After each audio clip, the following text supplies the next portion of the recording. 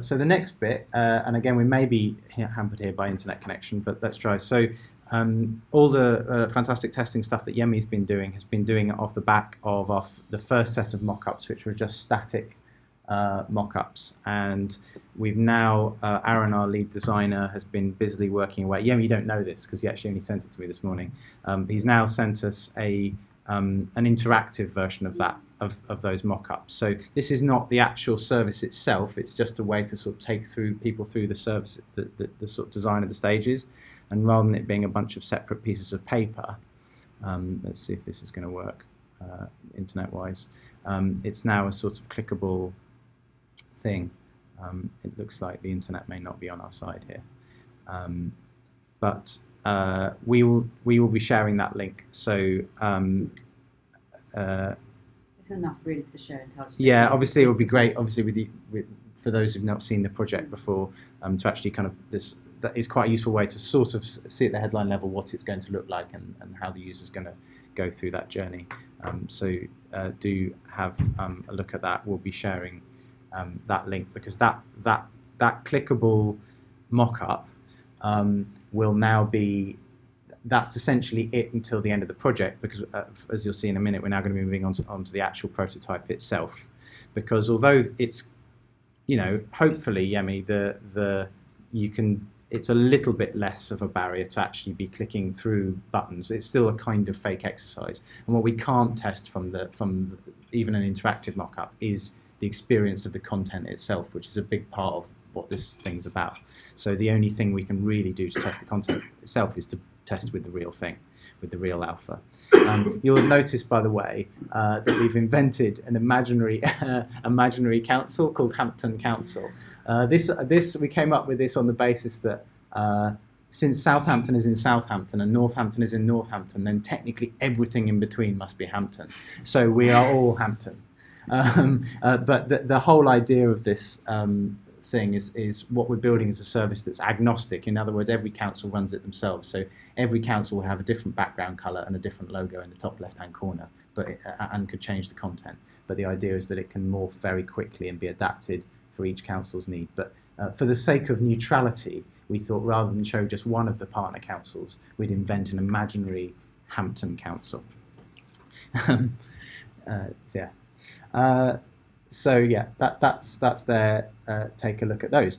Now that, of course, then leads us on to the where we've got to with the prototype itself. And I should just dink out here, by the way, because yeah, here we are. Now I'll come back to that.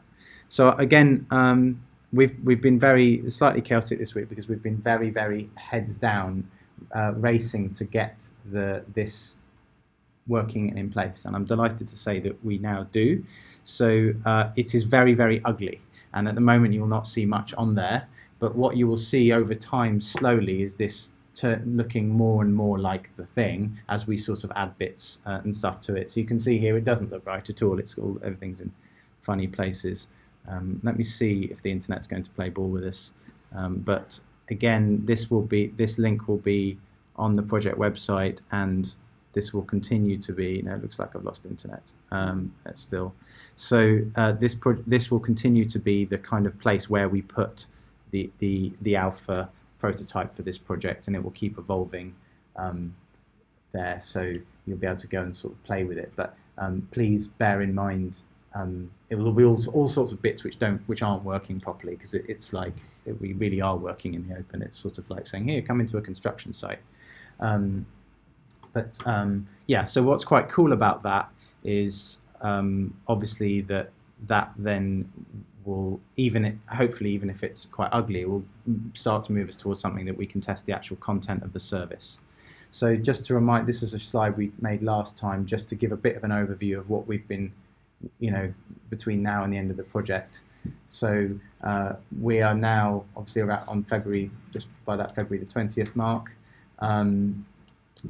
So we've achieved the interactive mock-up, and that basically our ambition there was to make sure that at very least Yemi had something to be working with at that level in the testing until between now and the end of the alpha. but then also we're working to try and get a clickable prototype itself up to speed, so that actually hopefully at some point we'll be able to test with an ugly version of the real thing, I guess is the best description for that.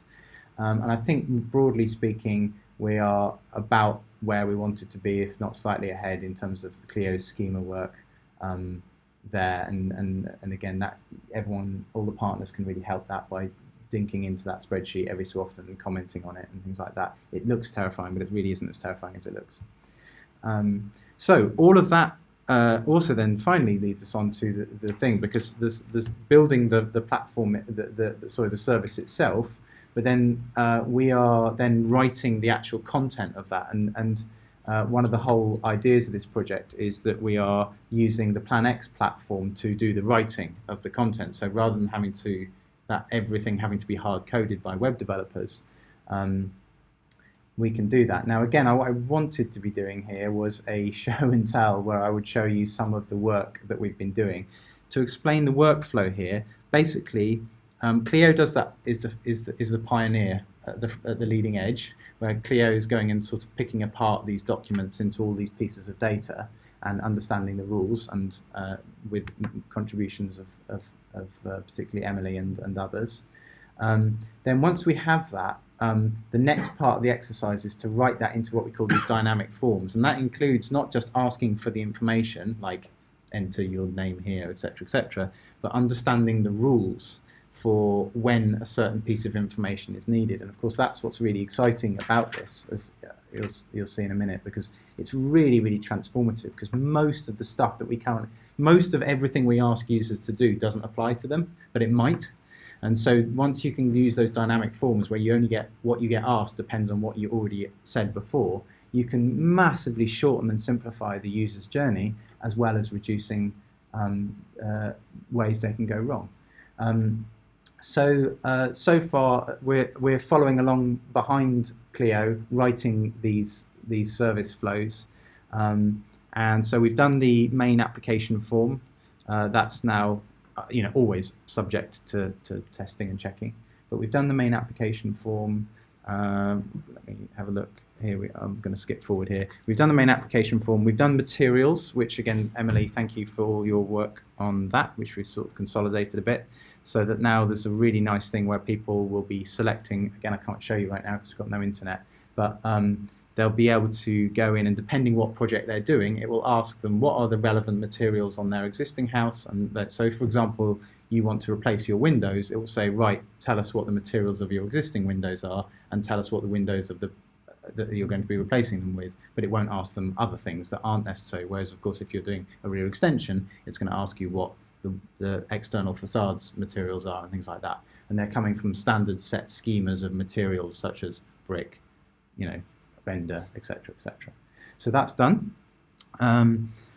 Fee is partially done, and we've come back with some questions which we'll need to interrogate some of you with about some of the rules about fees, particularly exceptions. We spend lots of our lives with legislation.gov open on one screen, and the PlanX editor code editor open on the other. And where currently I'm at is digging through the CIL. Now, I just thought I'd mention this because literally this is what I was doing yesterday up to quite late, because we're quite geeky, and I have no life. The CIL is such an interesting example of this, because actually when we picked of how transformative asking for data versus asking for documents can be, because at the moment there are 14 separate CIL forms which depend on different things and different people, etc., etc. But when you actually start drilling it down into, a lot of that is to do with the rules of, well, is your project less than 100 square meters, etc., etc. So and it's really funny when you go into and look at these forms. They're essentially trying to be computers without computers, because there's all these kind of rules in there saying, oh, if you answered yes to A or B, please go to B. We're sort of asking users to be the computer, as well as, I mean, you remember we played that game where one of us had to be the computer. It's like we're asking users to do that, which is just quite funny. And so it's really nice. Again, I can't pull up right now, but you'll see it soon. There's a flow for this, where the first thing is a series of triage questions to establish whether the development is liable for community infrastructure levy. Then there's a follow-up, the next set of questions, which is then, okay, is it eligible for, what's it called, a waiver? And then finally the information. So there's this really interesting thing. So all kudos to Cleo. She went through all these forms and I think found something like hundreds, I can't remember how many hundreds, but hundreds and hundreds of data fields. But when she consolidated these and removed all the duplicates, there was actually only about 50 or 60. And a lot of those don't apply to most people. So there's a really exciting thing here where we can reduce a set of forms that were previously hundreds of words long into something that'll actually only be a few questions long for 80% of most applicants, certainly at householder level. So yeah, it's just a really nice, I just really felt that as I was working on it yesterday. It was a really nice example of how much hopefully this kind of approach can make things just so much simpler for users. And of course the whole point of this is that they don't need to know what community infrastructure levy is in advance. They don't need to have researched that. They don't need to know that they need to go and find those forms, etc. It's all in one place, and it's just asking them depending on whether it applies to their project or not. So yeah, we're going to be continuing to do that. CIL is very, very much unfinished, but we will be continuing to work our way down this list. Once we get to the end of CIL, we'll then be moving into design, access, heritage, and so forth. But the nice thing is that, of course, because we're running the thing on Plan X, the great thing is that these two bits of work can be going on all the time, continuously. So the thing never has to be finished, right? We can sort of change this at any time, and the prototype will immediately update. And obviously a big, going back to the issue we talked before about control, is obviously the whole idea of this, particularly doing it in this way, is that yes, this will never be finished, but also it has to be controlled by planning authorities, right? Only planning authorities can have the authority and the knowledge to know how to ask for information in the correct and right way, and that's what we're trying to enable here. So that's that. That's it. Yay. Thank you. Recording off.